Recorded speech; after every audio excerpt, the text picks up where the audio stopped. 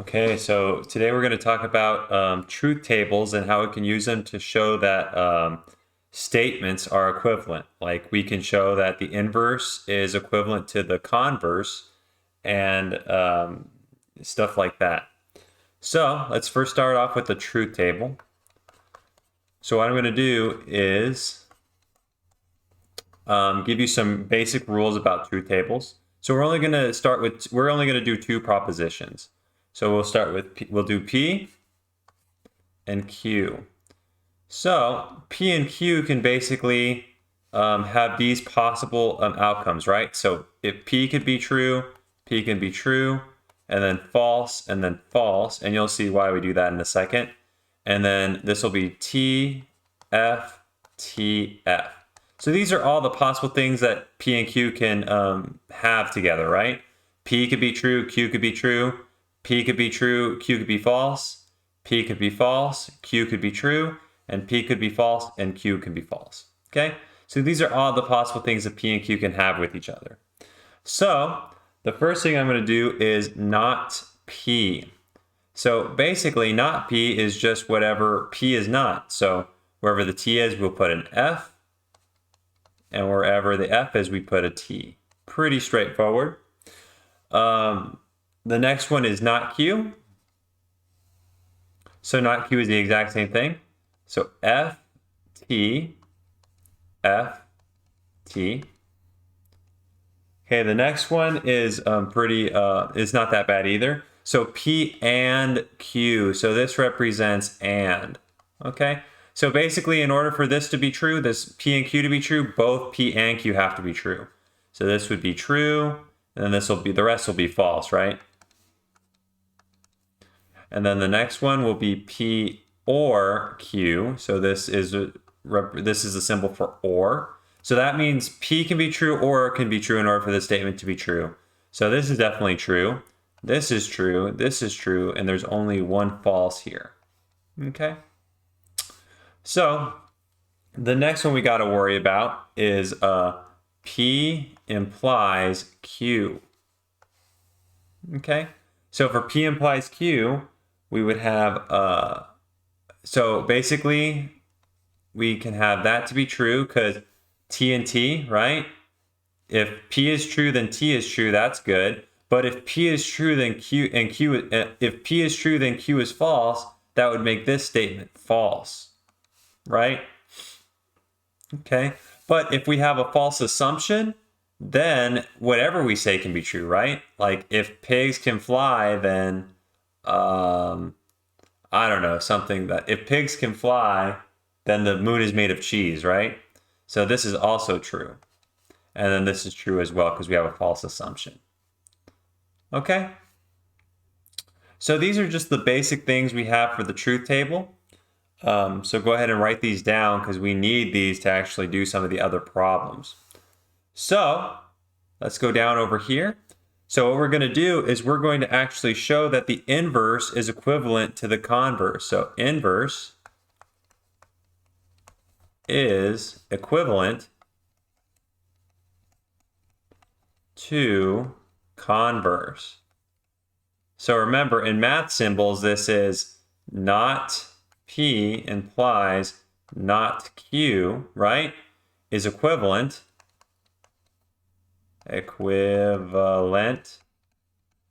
to Q implies P. So we're going to use the truth tables to help us do this. So first we got to have our P and our Q. And what else are we going to need? We're going to have not P, right? Not Q.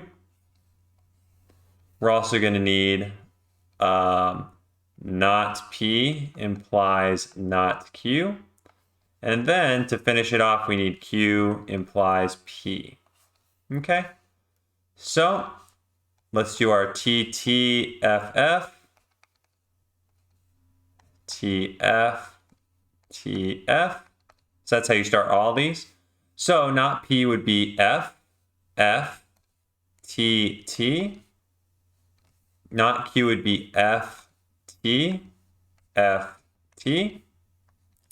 So not Q implies not P. Or I'm sorry, not P implies not Q. So this would be true, right? Because not, so we have an F as the assumption. F is the assumption, gives us true again. But now we have T implies something false, so that would be false, right? And then this will be true.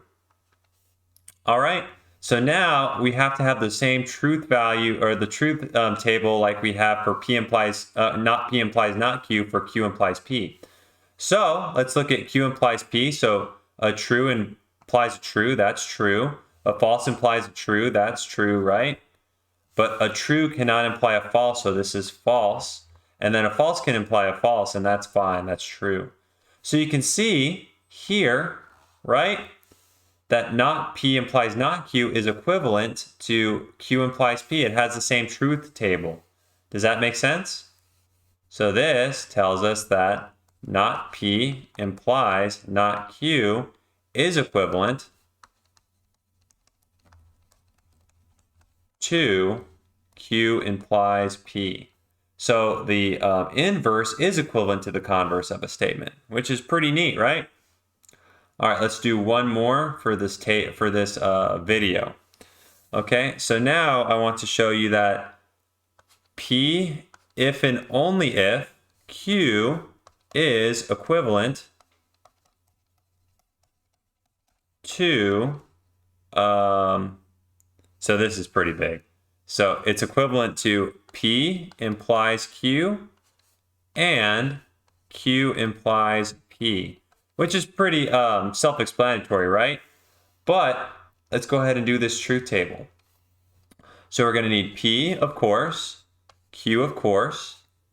We're going to need P implies Q. We're going to need Q implies P. And then we're going to need P implies Q and Q implies P. And then we need the final one, P if and only if Q. Okay, so here is our truth table. So we start this off with T, T, F, F, T, F, T, F. All right, like always. So P implies Q, this will be true. This is going to be false. This is going to be true. This is going to be true. Q implies P, so this is true. False implies true is fine, true. True implies false is not fine. And then false implies false is true as well. Okay. So now P implies Q and Q implies P, so we just need both of these to be true. So this one's good. This one's not good, right? This one's not good, and this one's good. Because both of them, both P implies Q and Q implies P have to be true in order for P implies Q and Q implies P to be true. And now P if and only if Q, that's basically, so that we have the true here. So basically P and Q have to both be true, or P and Q have to both be false in order for P implies Q to be true. So we'd have true here, we'd have a false here, we'd have a false here, and we have a true here. So you can see from here that P implies Q and Q implies P is equivalent to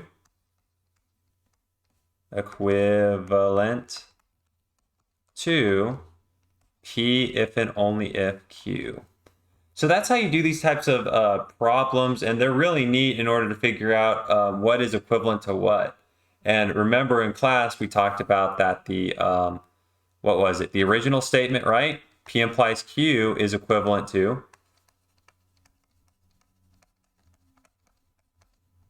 not Q implies not P. So go ahead and try to figure that out on your own in the project. All right.